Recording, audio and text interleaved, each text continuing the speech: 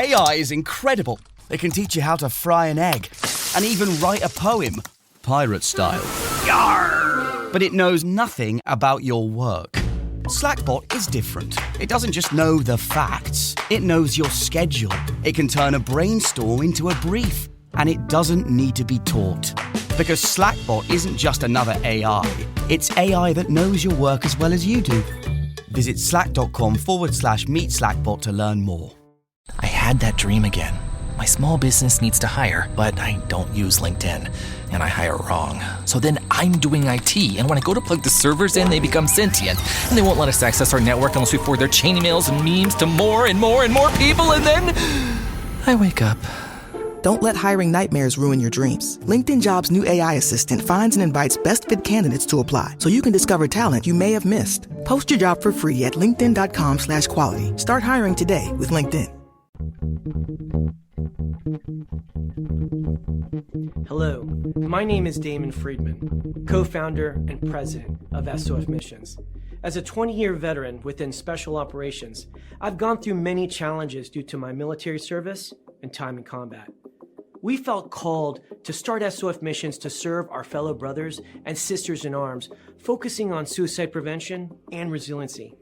Our mission at SOF Missions is to empower warriors to find purpose and be resilient. Since 2011, when we started the organization, almost 3 million men and women have deployed to Iraq and Afghanistan. Unfortunately, the scars of war take a toll on their psychological, physical, social, and spiritual health. Many veterans feel a sense of hopelessness and a loss of purpose when they return to civilian life. They feel isolated and alone, unable to reconnect. And in the greatest of tragedies, over 20 veterans lose all hope and take their own lives. Our goal at SOF Missions is to provide veterans the tools and resources so that they don't become a statistic. We offer a unique approach to combating veteran suicide through a whole health, intradisciplinary model. The Be Resilient program is a 4-pillar methodology that addresses the areas of psychological, physical, social, and spiritual wellness. We provide care through 3 delivery methods: medical clinics, retreats, and educational training. Since we started back in 2011, we have been able to reach veterans in all 50 states and have served over 3,000 veterans through the Be Resilient program. Being resilient is a multifaceted and complex issue. We know that to find a lasting solution, we have to address the whole warrior. Many challenges cannot be solved by providing the treatments and modalities of just one component, but by tackling them all. Now, we've expanded our services to include law enforcement and first responders. Together, we can make a lasting impact in the lives of warriors across the nation. To learn more, visit our website at sofmissions.org. Proceed to your post assignment. All units proceed to your post assignment.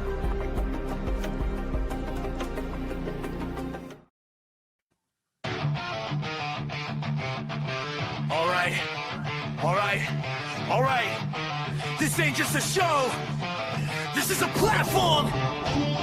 Veteran built, battle tested. Welcome to the MisFitNation. Yeah!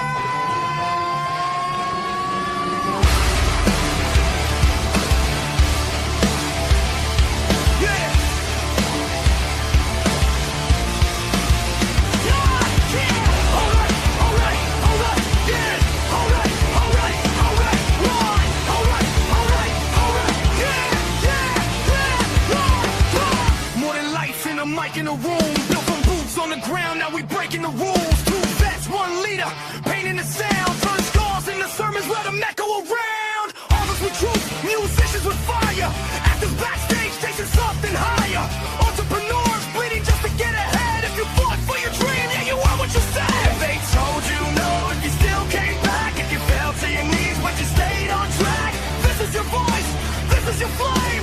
Say it loud, remember the name. No salvation, just elevation. We rise again.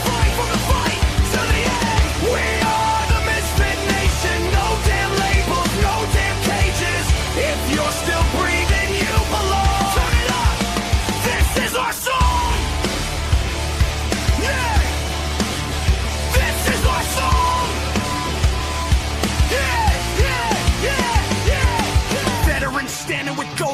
chest. First responders running in while the world second guess.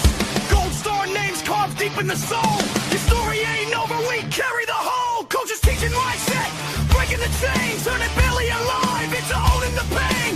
Truth over polish, scars on display. If it's real, let it bleed. That's the misfit play. If it's heavy right now, and the dark feels cold. If it's heavy right now, and the dark feels cold. If it's heavy right now, and the dark feels cold. It's Aubrey right now. We're the more than you know. 9888, don't walk alone. Veterans press one, bring it home. Don't trade forever for tonight. You're still needed in this fight. We are the misfit nation, built from scars and dedication. We rise again. From the fire, from the fight to the end. We are the misfit nation. Every voice is validation. From the silence to the scream, we're strong. Welcome home, you belong. You belong. You belong. Oh wait, you. Oh wait,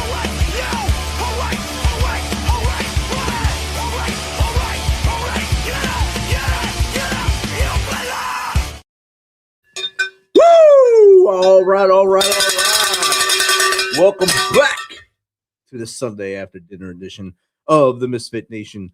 We know you have other places you could be, like watching the wild card playoff games.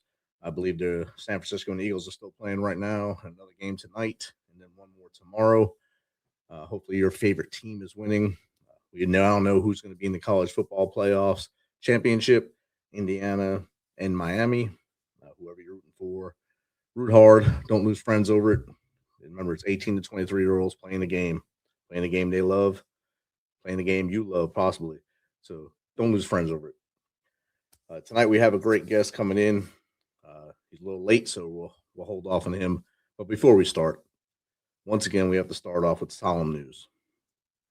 At a Coppers Cove Police Department in Texas, so right outside of Fort Hood area, police officer Elijah Garrettson was ambushed and killed near the intersection of Lost Trail and Great Hills Drive while responding to reports of a suspicious person. After lengthy negotiations with officers, the suspect was discovered dead from a self-inflicted gunshot wound. Officer Garrison had served Coppers Cove Police Department for 7 months.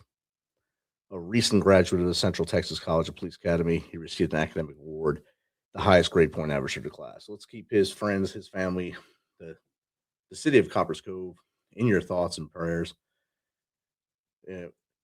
as they go through this sudden change that they don't want to go through. It's not a community that deals with this a lot, especially a police officer getting ambushed like this. I'm sure there's speeding, there's DUIs and such like that, but this is not something they think is going to happen every day. And for Officer Garrettson, his family, they're going through that sudden change. They know every day when he put that uniform on, something could happen. But of course, deep down inside, they prayed it would not. So as you go through your day, remember that there's always someone that could be having a worse day. As you walk around tomorrow, on Monday, January 12th, I'll be traveling. So the Misfit Nation will be at the helm of Cagney and Lacey going forward this week. They will have it all. They will do everything that they do. They do a great job every week. I don't tell them enough, but they do a great job. And they'll have a couple great guests this week. They'll have Sherry Akuria on Tuesday. She's a Maba mentality person. She lost 175 pounds, which is pretty insane if you think about it. It's a lot of weight for a person to lose.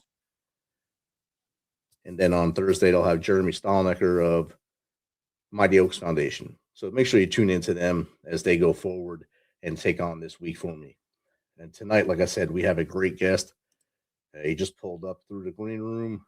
So let's do a little quick introduction of him, and let's get this show going. So tonight on the Misfit Nation, we welcome Bryan Stern. He's U.S. Army and Navy combat veteran, Purple Heart recipient, and founder of Gray Bull Rescue. When Americans were trapped in Afghanistan and no one else was coming, he built a rescue force and went in anyway. Since then, his team has saved thousands of lives around the world. This is a story of courage, of leadership, and what it means to never leave someone behind. So without further ado, let's welcome Bryan Stern to the Misfit Nation. Welcome, Bryan. Thanks for having me. Appreciate it. It's great to have you here. I'm glad we finally got this thing going. We had a hiccup, but we're here. Technical difficulties, the way it always is. Yes, sir. Yes, sir. How's your day going, Bryan? Good. Crazy day as always. We're in the we're in the problem business, if you will. So every day is dramatic, to say the least. I should have started a bakery. But there's problems there too. Not the scale that you're doing with now, but there could be pretty bad problems at a bakery. As I was watching the news, I watched the news as we were leading up to the show. I'm thinking, oh man, he could be part of this. He could be part of that. His organization could be part of this. Maybe he won't make it tonight. And when I came on, it was just one of your workers were on here with me. I said, oh man, he's not making it. This is bad. And then you popped in and said, thank you. So I know you guys are involved with a lot of awesome things, helping a lot of great people around the world. And this is great that you can share some of your time with us tonight. And if you don't mind, Bryan, tell the Misfit Nation a little more about you, for as far back as you want to go to how we got here. Yeah. So I joined the Army as a kid. I don't come from a military family. My father was a lawyer and a judge for a minute. My mother was in the fashion world and the finance world. I don't have any real military in my family. Some of my grandparents' brothers were in World War II, who I didn't really know that well. So I joined the Army just kind of wanting to do something bigger, different. I just want to, now you would call it a gap year, right? In my day, we didn't have that. Right. You joined the Army. You joined the Army instead. So I joined the Army as a kid, as an infantry guy. Got recruited into Army intelligence as a really very early in my career. So I can claim that I was in the infantry, but it's really my time in the infantry can be measured in months. Found myself in New York on the morning of 9/11. I was working in New York that summer. My office, we had an office at 6 World Trade Center and 7 World Trade Center is where Army intelligence had a little detachment. That's where I was kind of working and supporting as a young kid. And, it's important to understand that back then, everybody was really stupid. Today, the Department of Homeland Security wasn't invented yet. Text messaging had just become a thing, right? As a concept, right? So, email came to the Army in 2000 and nobody had any experience. Today everyone's got 10 deployments to Afghanistan and stuff. Back then, if you were in the military and you ever got on an airplane paid for by the Army to go somewhere cool, it was a very big deal. So I was looking to get out. I did a couple of years. Nothing was going on. I was going to college at night, working during the day, doing Army stuff and intel stuff. And I didn't know what the plan was. And then 19 lunatics decided to change the world. And I've been at war pretty much ever since. Somewhere in there, I find myself in the Navy. Somewhere I find myself in the, for most of my career, I spent most of my career in the dark side of special operations or the dark side of intelligence, kind of flip-flopping between, depending on assignments and those kinds of things. I'm weird because I've had very few staff assignments.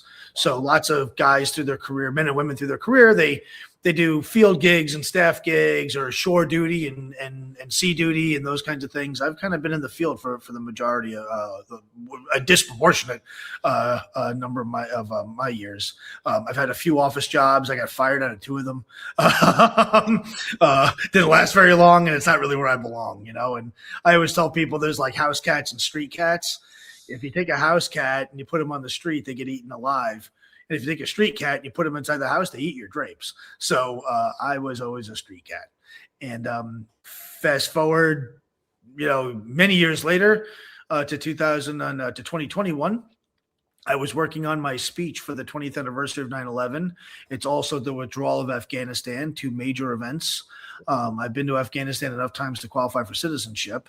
So, lost a lot of friends there, done some pretty gnarly things for God and country there, buried a lot of friends, a lot of people that I served with did not come back. I'm alive today because of the Afghans.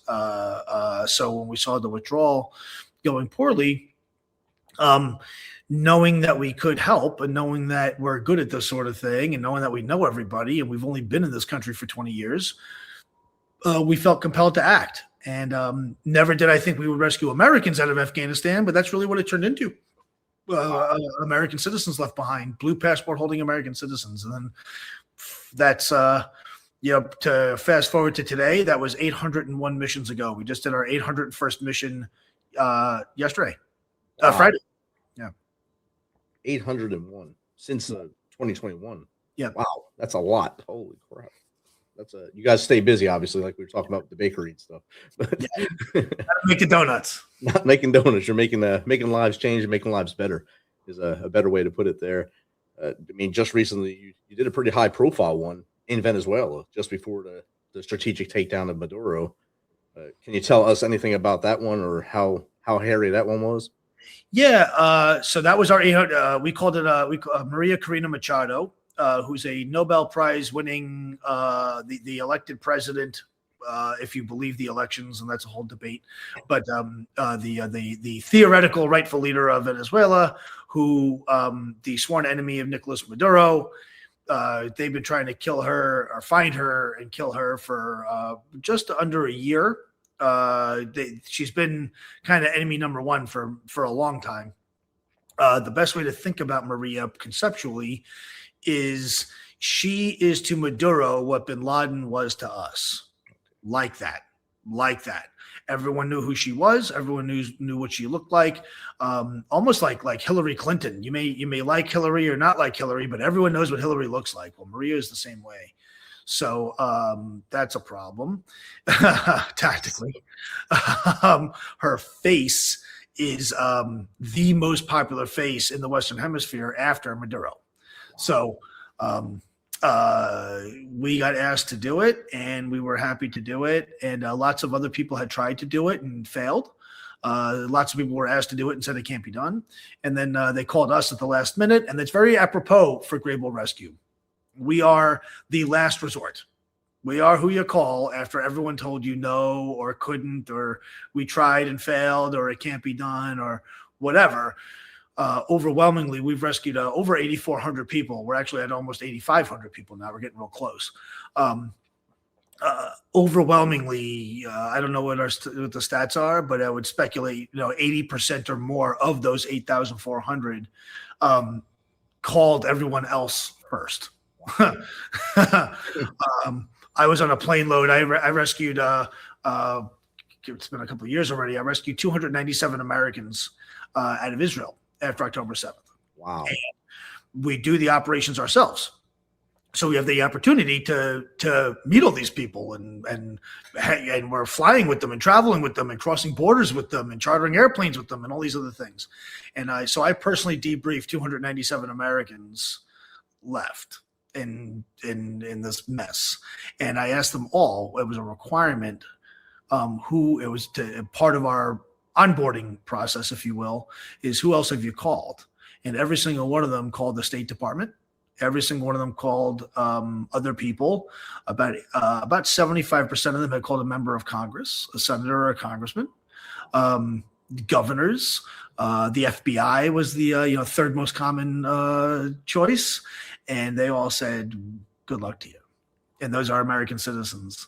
So, Grable Rescue, our job is to rescue Americans and allies anytime, anywhere, and save their lives at the speed of need.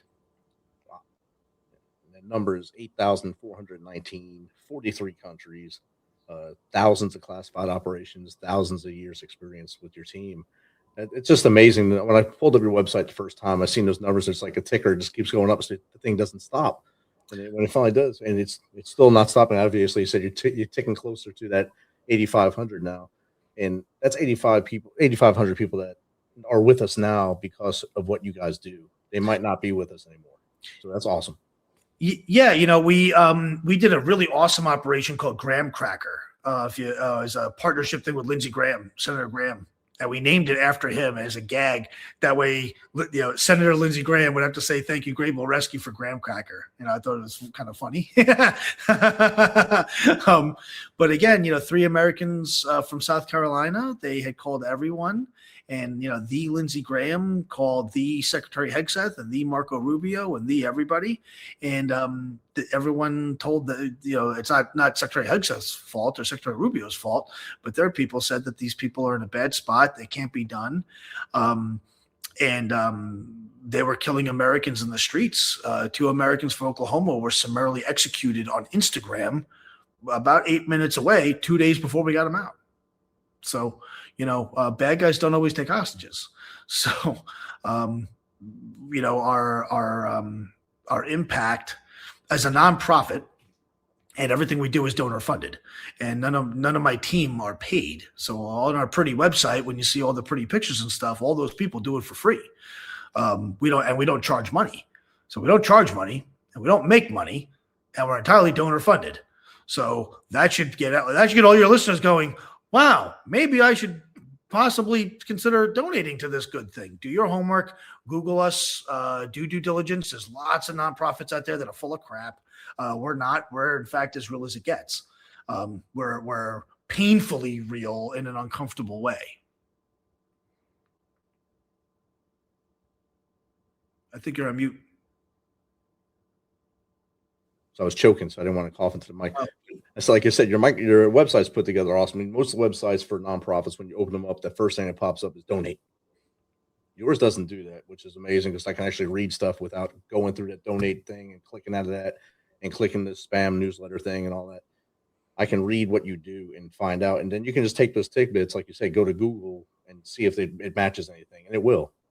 And listeners, you can do the same thing. It's easy. It's GrableRescue.org.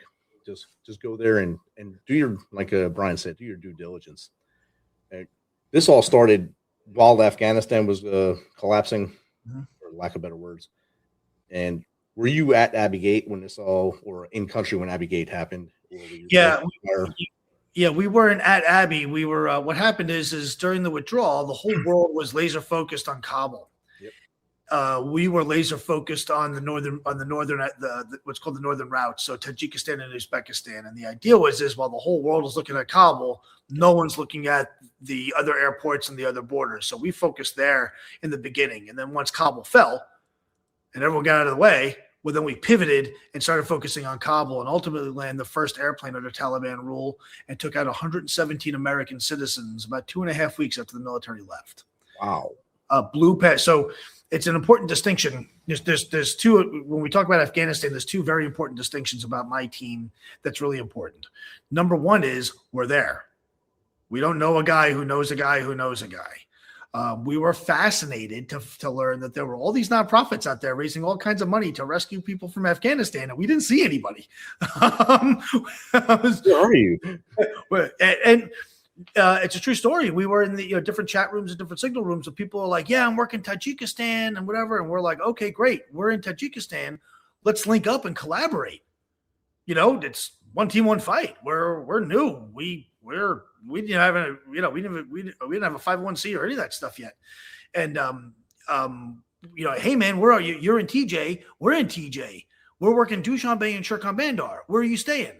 I'm working Dushanbe. Awesome. We're at the Hyatt. Where are you? Are you at the Hyatt or the Hilton? Because there's only two hotels that Westerners stay at. And then you get crickets. Come to find out, most of these people are raising money from the veteran community, who did very good work, I might add. So not to pick on them, but they sensationalized their risk. And just like the fire department, you have dispatchers. When you call 911, you talk to a dispatcher, and God bless them. Those are the people that are the lifeblood between the public and the firemen, right? That's God bless them. But the reality is, so you have the dispatchers and you have the firemen. The problem is nobody ever dresses up as a dispatcher for Halloween. They just don't. They just don't. So, wow. Right? So, there's a difference between we are at Shirkan Bandar on the border, or we're at Termez in Uzbekistan at the border, or we're in Kabul at the U.S. Embassy in Kabul, Afghanistan, with Taliban flags flying in the background, versus coordinating things from the rear. Both are remarkable. Both are good. But what we saw is a lot of these different groups came to power and got a lot, did a lot of publicity and stuff, only to find out they didn't actually go anywhere. We're very different that way. We're very different. I was in Haiti 36 hours ago in body armor rescuing three kids that were stuck there. Oh, wow. Just this week. So we and that's really, if you look at our website, that's what you see. That's the point. You see lots of pictures of my team in the field. We don't know a guy who knows a guy who knows a guy. We do our own stunts. So it's a much it's a fundamental difference of philosophy. My team and I have a real bias for action. We don't like to talk. We don't like meetings. We don't like any of this stuff. We like to do stuff. And then what we do, because a lot of what we do is sensational and can't, hard to believe. We've done 5 hostages from Gaza, Americans. We've done 12 jailbreaks from Russia. Those are the only 12. There's only 12 jailbreaks in the history of Russia. Is Wow. us.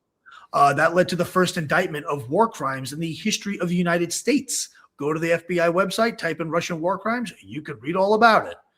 What's fascinating about my team and I is we do we put a lot of effort into showing our receipt. As a nonprofit, the money that we use to do these operations is not our money. It's donor money. We're just the stewards of it. So it's on us to show that we're doing the right thing with it. That's what so many nonprofits don't do. And I take big issue with it as a nonprofit guy. When somebody's, well, how do I know that you rescued somebody from Russia? Well, I don't know. Type in Bryan Stern, Russia hostage. Tell me what you get. I'll hold. It's cool. It's all out there. So, we have the receipt. So we do the ops ourselves. We prove it. We document every little thing. We take pictures of every little thing. God forbid we don't do an Instagram post around here. The world will stop turning. Right. It's the world runs on Instagram now, but it's a fundamental difference as a nonprofit who does these kinds of things to be able to show our donors and the world what we do, because there's so many fake people out there and so many fake, professional veterans who are, thank me for my service, who you scratch the surface a little bit and you find out, well, actually, they're not actually telling the truth. And actually they didn't do this, or they kind of made it sound like that. And that really was something else. I don't ever want to have that problem. I let our work speak for itself. And usually what we get is, wow, it's way more intense than I thought. And I go, yeah, I know, you're telling me. I started this journey without gray hair. And now I'm like, really gray. Really gray. It's really bad. That's amazing. As you were talking about that, a question came in about the forming of Gray Bull. It's from Sam DeGriff. What was the moment in Afghanistan that made you realize you had to build Gray Bull Rescue? Thanks, Sam DeGriff. Yep. When I saw on TV, I was working on my speech for the 20th anniversary of 9/11, which was September 2021. The withdrawal was August 2021. So just a few weeks. It was three weeks before the anniversary of 9/11. And I was asked to give a speech for the anniversary, for the 20th anniversary. And I was honored to do so. But it's a very emotional event for me. So I'm writing my speech and I'm watching the withdrawal. And I had already left this part of my life behind me. This chapter of my life had closed. I was in business. I had this thing called a life and this thing called a job and this thing called money. And, I landed beautifully after government and I didn't have any transition problems or any of that stuff. So life was really good. And I'm watching the withdrawal on TV and I feel this itch to scratch. And I resisted that itch. I did. I resisted the itch. And I said to myself, I'll write a check. There'll be a cause to help the people or maybe I'll help where I can or whatever. Then it was breaking news I was watching Fox News and it was breaking news and it was Afghans falling from the plane. And I said, what planet am I on? 20 years later, almost to the day, I'm writing about watching people jump from the Twin Towers on the morning of 9/11, 20 years earlier. And the last time I saw that horrible imagery was on the morning of 9/11. And now I'm watching it on Fox News in August 2021. And I said, enough. I said, enough. I'm not going to be a spectator. And that became our war cry. That became our real ethos. Don't be a spectator. Which means just do something. And one of your rescues jumped in, Holly Bonner Tempe. I'm one of his rescues from Jamaica, 25. Gray Bull is for real, and they're amazing. Thank you, Holly, for joining us tonight. Holly? That's never happened before. Super cool. It's awesome. Just instant clarification or instant bona fides. Yeah, that's perfect timing. So I went to Afghanistan two times to the other place, Iraq, and I never posted anything on anything when I was there because I didn't know what that stuff was when I was there. I was a little in between the social media times, and I was already out when all this went down. And I know a lot of the vet bros got angry and they wanted to post all this stuff, and some did a lot of craziness stuff. And now a lot of arrows pointed at them after they did this. You doing it silently and just doing the work and having the receipts of the work you do is 100% better. Not doing a documentary about it, just do it. Just do your job, do what your mission is, do what your goal is, and coming through and having people like Holly come out here and say thank you right here on the show. That's amazing. A lot of guys, and rightfully so. During the withdrawal, I was certainly pissed off. I was. People talk about the moral injury of the withdrawal of Afghanistan, which is real. It's very real. I was still am embarrassed as a veteran, as a patriot, as an American that we, for a lot of reasons. But everyone was very quick to be like, and angry and point the finger and get very political.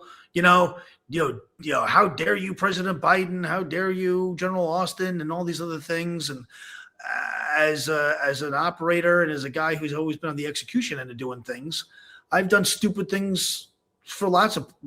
I've done all kinds of dumb assignments that that the government sent me to do, and I look at it as doing the nation's bidding, right? Rescuing American citizens left behind has nothing to do with politics. I've rescued Republicans, I've rescued Democrats, I've rescued Muslims, Christians, Jews, Buddhists, Hindus, fat people, skinny people, bald, hairy, men, women, kids. You name it, we've done it. And the common thread is that they got a passport that looks like my passport. That's all I ever really cared about. I don't care about the political stuff. All the politicians are horrible. That's why we make fun of politicians for forever. And I don't. Shakespeare said, "What do you expect from a pig but a grunt?" I don't expect anything out of our politicians. They haven't been good in my whole life, at least. Reagan may have been the last good one, maybe, and even he had his problems. So, George Washington was probably a slime ball if we dug deep enough. For all we know. So, I never really understood or really subscribed to when a veteran, when dealing with these issues, uses media as a platform to demonstrate their anger towards America and our system. I don't get that. I have never, ever, ever, ever. I've been on Fox News like 500 times. You will never hear me say a bad word about any president. Any president. You'll never hear me say a bad word about any administration or any secretary or even any department. And we have a really good relationship with the U.S. government. We always have. With the State Department, in the diplomatic corps, with our friends in DOD, our friends in the intelligence community, with our friends in special operations, our friends all over the place. I never understood why people thought it would be a smart idea to attack us. I never, and to each his own. I'm in no position to tell anyone how to behave or anything. But for me, I never understood that.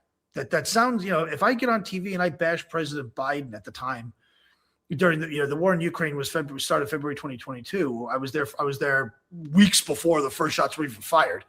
We got there in January. The war didn't start until February 24th. Right.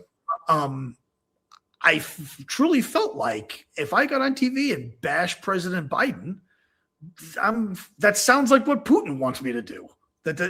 and no matter how frustrated I may or may not be, and no matter what my personal political beliefs are, I'm a patriot. When I first met President Obama, when President Obama, I guess it was 2011, I guess. I met President Obama. I met him a few times. And the first time I met him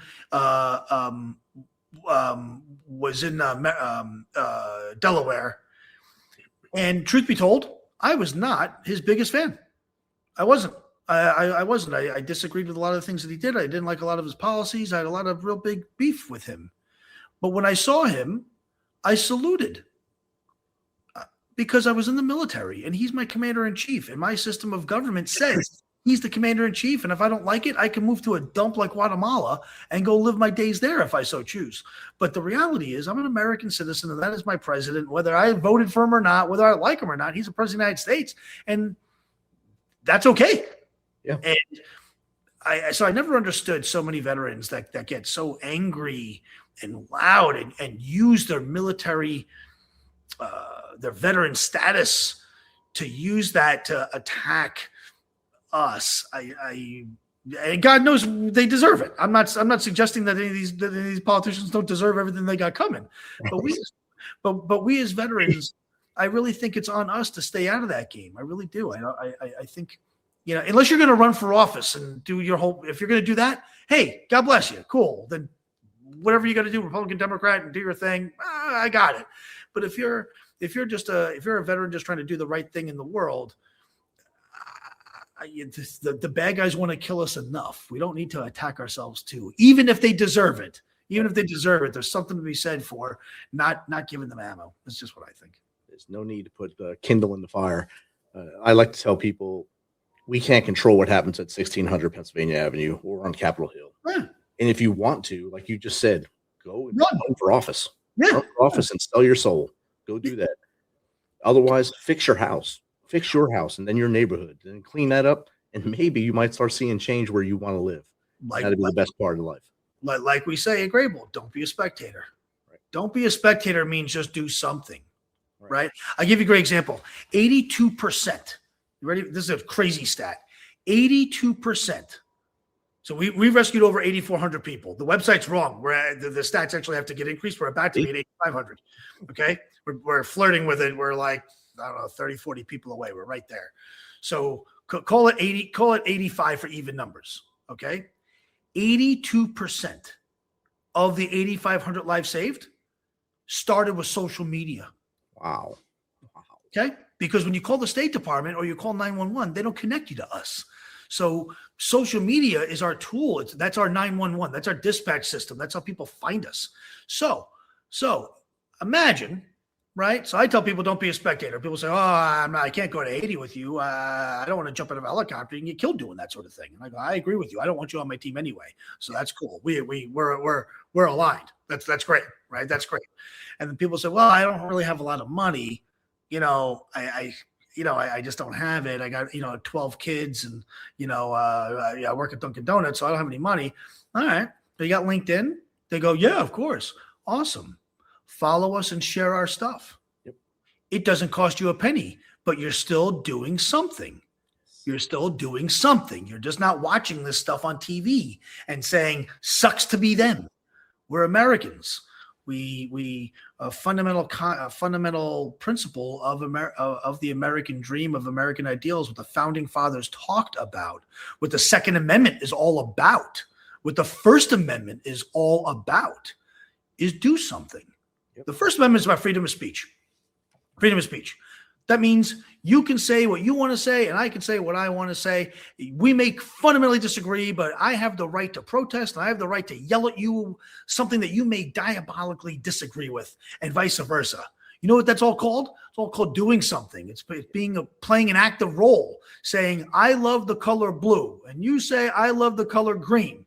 And I say, green people are weird. And you say, yeah, blue people are stupid. Yeah, well, you know what we're doing? We're talking. We're arguing, we're debating, we're fighting. That's doing something. That's what the founding fathers wanted. They wanted a population of active participants. Definitely. And we tell people all the time, it doesn't cost anything to subscribe to our channel. It doesn't cost anything. It helps us grow and helps to get this story out to more people via our YouTube or via our, any of our social medias. If you go to our YouTube and subscribe there, it helps us and helps the story get out. I don't get any money for it, but it gets it out there. Sure. And that's what we're all about. And while we're talking, you had a couple more testimonials come in for you. This is from Ray Rambowski. There is no better foundation. It's 100% real. I donated money I saved for my daughter's college. It's the greatest foundation. Thank you, Ray, for that. That's Ray Rambowski from Spray Tech, a great American. He's Ray's a fixture, literally a fixture. He's the big toe of Grable Rescue for sure. Virgin Holka. All right. Yeah. Okay. Nobody got that reference, but you got it. You got it. That means we're both old. All right. Another one here. This is from Carrie Toth Spears. Grable Rescue rescued my daughter and son-in-law from Jamaica. We are very thankful for all that you do. Adam Simmons, Jordan Simmons. Yeah, Jamaica is a good example. We were the first ones into Kingston. We were the ones to open up Montego Bay Airport in the north, where everything was hardest hit. They literally today, if you go to Montego Bay, if you go to the little FBO that's there, the Wi-Fi network there is Grable Rescue because they still use our Starlink that we left there, fueling the whole airport. That's outstanding. No one will tell you that. That's great. That's awesome. We also got another question in while we're talking to. This is from Malik Bonton. How do you choose which missions to take when lives are on the line? Great question, Malik. Great question. Thank you for asking that question, Malik. So we have this thing called the triad. Three things. We need three things when we are going to green light an operation. Three things need to happen. Number one is we need a requirement. We need some American or an ally. We don't just do only Americans, but overwhelmingly they're Americans. But if you're a Jamaican daddy with a green card and you're married to an American mommy, that's close enough for my purposes. Maria Corina Machado is a good example, right? She's not American, but she's a friend of the court. She's a friend of America. Close enough. Interpreters from Afghanistan. Close enough. So we need an active requirement. Somebody needs to be in trouble someplace in a way where that is hard, right? We're not Uber, right? We're not Uber. If you call me and you say, I'm stuck in Sweden, I'm an American, help me, I'm going to say, sorry. So we need a validated requirement. Number one. Number two, I need my team. My team are volunteers, so everyone's got real lives and real jobs. So I need a group of men and women who will do what needs to be done and go to where we need to go for as long as we need to go there. One of the things that we have at Grable is we buy one-way tickets. We will not, once we initiate, we don't stop until we come home with who we're there to grab. So literally, we don't come home till they come home. So I need a team to be able to do that. And the third thing, and the most important thing for your listeners, is the financial resources. Airplanes do not fly themselves. I can't call American Airlines and say, I'm about to do a super secret mission in Venezuela. Please give me a free ticket. It doesn't work that way. So our sponsors and our mission partners, and we have a bunch of them, Quiet Professionals, Andy Wilson, Matt Herring from UDC USA, Jake Meeks is always a good friend from a premium utility contractor, Mike Murphy Auto Group is always there to help, a couple of others, many others who help us out either with money or with stuff or with services or with all kinds of things. But our mission partners and our donors, without them, none of these things happen. You would not hear those testimonials today if it wasn't for people like Ray Rambowski and Matt Herring and Andy Wilson and the rest, and the thousands and thousands and thousands of people. We have donors who give us $1 a month, and we have donors that give us much more than that. And they all go to ops. What's fascinating from a financial perspective as a nonprofit, let's say, Rich, you gave me $10. What are we in? We're in January. Let's say you gave me $10 January 3rd of this year, like a week ago, right? You heard me on something and you're like, wow, that's pretty cool. And you gave $10, right? And then you call me today and you say, hey, Bryan, this is Rich. I gave you $10. I'm curious. No problem. I'm just curious. Where did my money go? I just want to know. As a good student, and I love what you do, but I'm just curious. Especially if you donate it online. What I can do is take your donation of $10, figure out which named operation that went to, and we just did Little Bird's 6, 7, and 8 just now this week. Find that named operation, find a line item on that operation, gas, fuel, food, whatever it is, and say your money went to this for these 3 people, Little Bird 6, 7, and 8. Okay. And then here's a picture of me with those people, and then put you on the phone with those people if you want. Outstanding. That's why the third pillar is so important. We need a requirement, my team, and the financial resources. But when we talk about the financial resources, it's a 3-legged bar stool. If I've got 2 of the 3, I do not have a mission. Right. I need all 3 to be to exist. Outstanding. I hope that answers Malik's question. I think it did. You got another one came in from Ronnie Bass. That must be a Remember the Titans fan. At Ronnie Bass wants to know, how has combat prepared you for humanitarian and disaster rescue? Thank you, Ronnie Bass. Thanks, Ronnie. I think I don't know if it has prepared me. I stress out a lot. These things are hard. We've taken I've taken men on the road who come from the most elite units in the U.S. Arsenal with medals that I would wear to bed, and they've lasted 2 days, 3 days in the field. Conversely, I've taken soccer moms who don't know nothing about nothing, who have read a lot of books and watched too much TV, and they perform very well, and everything in the middle. So how has it prepared me? I don't think I am prepared. I'm nervous every time I go out. Every time I pack, I'm nervous. My blood pressure is high. Thank God we have 100% success rate. So anyone that we've sought to rescue, if we tell you we're coming, pack, because you won't be there very long. I've never lost anybody under my command, in uniform or out of uniform. Thank God. But we've had many close calls. Many close calls. We had close calls this week.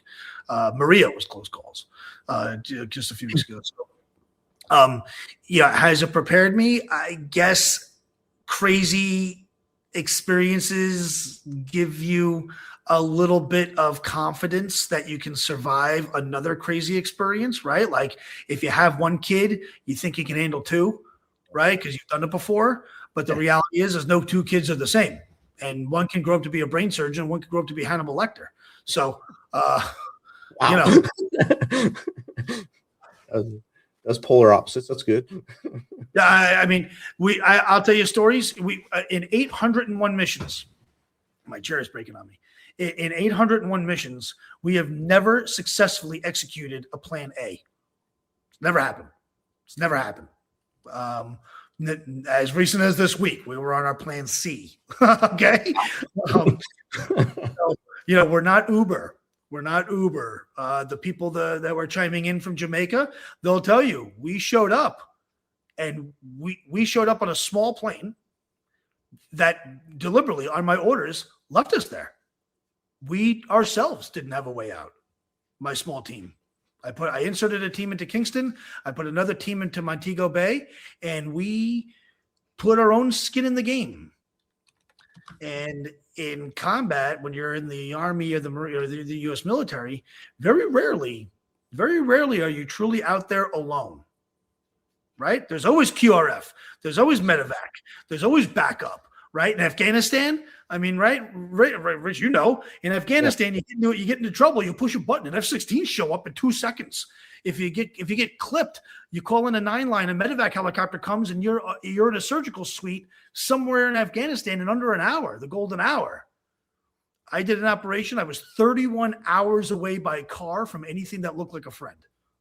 Wow. Okay. Wow. By myself. So it's years of combat and deployments and all that stuff. Yeah, I guess it kind of helped a little bit, but the way we operate is much more like the OSS of World War II, where there is no help coming, the bridges are burned, the ships are gone, and we have to build it for us and the people, which is why it works so well, because I'm not trying to live in Ukraine or Haiti or Afghanistan or Sudan or Russia or Gaza or Libya or Lebanon or Syria or the other crazy places that we work. I'm not trying to stay there. So my team and I are very motivated to figure it out. Outstanding. We'll take one more question from the audience because I know your time is kind of short here, and I don't want you to miss your next thing. But the last question from the audience comes from Simply Best, I believe it's called. Yeah, Simply Best. I'm popping in now. What can everyday Americans do to support rescue missions and global humanitarian work? Very simple. Donate. And when you donate some more. And when you get done doing that, donate some more. The second thing you can do, tell your friends. When you're done doing that, tell the people you work with. When you're done doing that, go find new friends and go find another job and tell those people too. Follow us and share. I can tell you stories that you would not believe about ordinary Americans and the impact that they've had. I have over 8,400 lives saved, including 3 this week, whose lives are saved by ordinary Americans doing exactly that, donating and sharing on social media. And this week, great America. There's this great company called Will Smith Aviation here in Tampa, and another one called Helisolve. They do all of our air stuff. They're now partners of ours. They found us on social media. I didn't know these people before. They found us through social media, and now we're best friends. Mike Murphy from Murphy Auto Group, right? He is now he started off as a donor who heard me on the MJ Morning radio show in Tampa. Okay. Subsequent to being a donor, I rescued his wife and 2 children from their burning house in Hurricane Helene while he was in California. Okay. They almost burned alive. Another crazy story. And since then, he's joined our team. So he's all 3 of the triad. It's not going anywhere. I mean, it's a crazy story, and the videos are insane. That's amazing.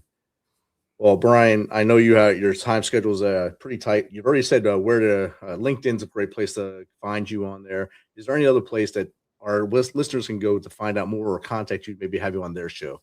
Yep. We got them all. I have a whole team that does this sort of thing. We've got LinkedIn, we've got Twitter, we've got our X. I'm not a social media guy, so forgive me. Facebook, we got all the things. I've got personal ones. We've got Grable ones. Search Grable Rescue. You'll find it. Bryan Stern, you'll find it. Like them all. Share them all. The whole thing. And remember that this is not the Bryan Stern show. This is not. Oh, Hannah.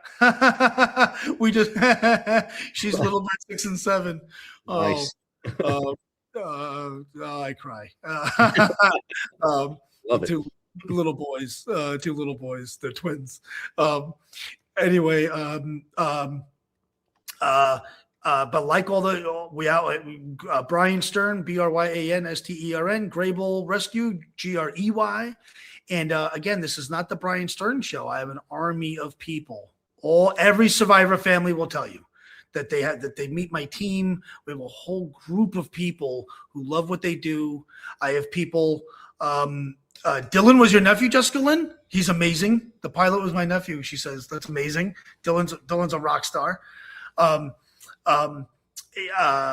There's a whole army of people, and it's interesting because on my team, I've got Republicans and Democrats. I've got men and women. I've got veteran and non-veteran. I've got Muslims, Christians, and Jews. I've got lawyers. I've got Pilates instructors. I've got nurses. I've got Delta Force commandos. I've got Navy SEALs. I've got CIA guys. I've got people from every walk of life, of every color, of every background, who, generally speaking, would never get along with each other. Wow. But to rescue Americans, I have people with like MAGA tattoos that work side by side with people that have like Bernie for president bumper stickers on their car. Wow. If Paul Revere were alive today, he'd have a Grable Rescue patch on his horse. Okay. Nice. We're just Americans doing what Americans have always done. Outstanding. That's all that we are. And I ask you, don't be a spectator. I challenge you all. If you like babies, if you like kids, if you like mommies, if you like daddies, if you ever were a mommy or a daddy or a kid or a baby or pets, or if you like America, or if you like helicopters, or if you like airplanes, or if you like boats, if you like hurricanes, if you like Middle Eastern food, if you like Haitian food, if you name it, we do it. There is something that we have done. I guarantee it. There is something that Grable Rescue has done somewhere, somehow, that touches you directly. You just got to look a little bit. And we just need public help. We're a nonprofit, and we are busier than we've ever been. And we need your help. Outstanding. My last question to you. This is sometimes people have a hard time with this one. What's 3 things the Misfit Nation can start doing tomorrow to be better people? Always avoid politics. Always remember that we are. It's okay to have opinions. I'm not suggesting not, but I think it's on all of us to not forget that we are not Guatemala. We are not Somalia. We are not any of these crappy places. I've been to 80 something countries in my career. And I'll tell you, people always ask me, where do I want to go on vacation? I tell everyone, America. We're an amazing nation. And are we perfect? No, of course not. But there's a reason why half of Guatemala wants to live in America and why half of America doesn't want to live in Guatemala, because Guatemala is a dump. That's why. And America is the best country on earth.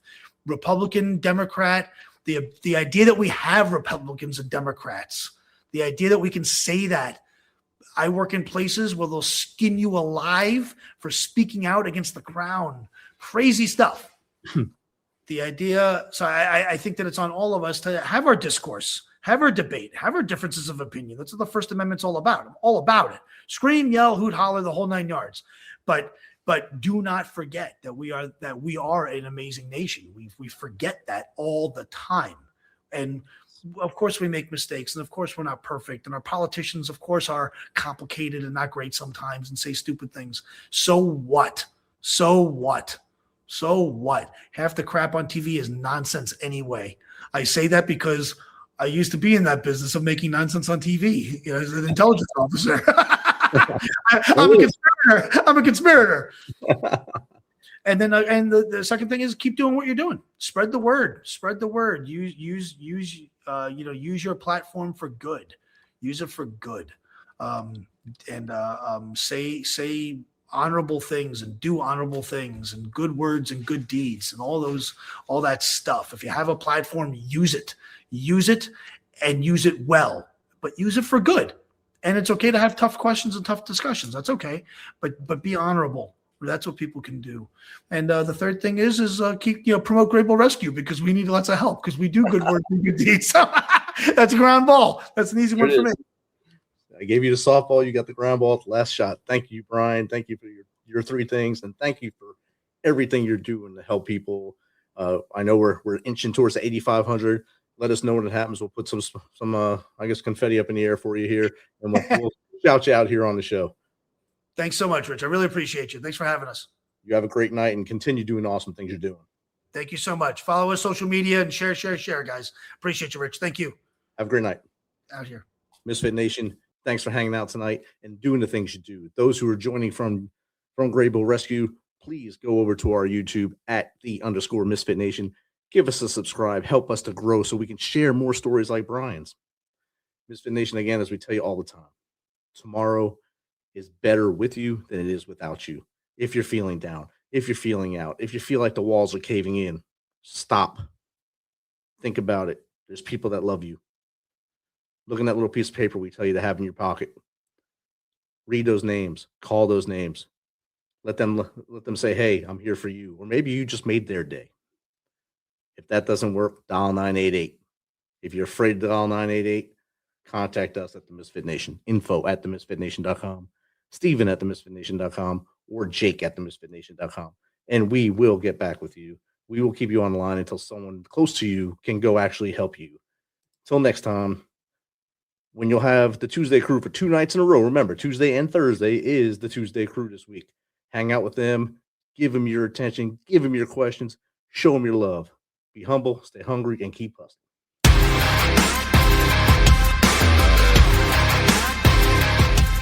Thanks for checking us out and being a part of the Misfit Nation show. Don't forget to visit our website at themisfitnation.com.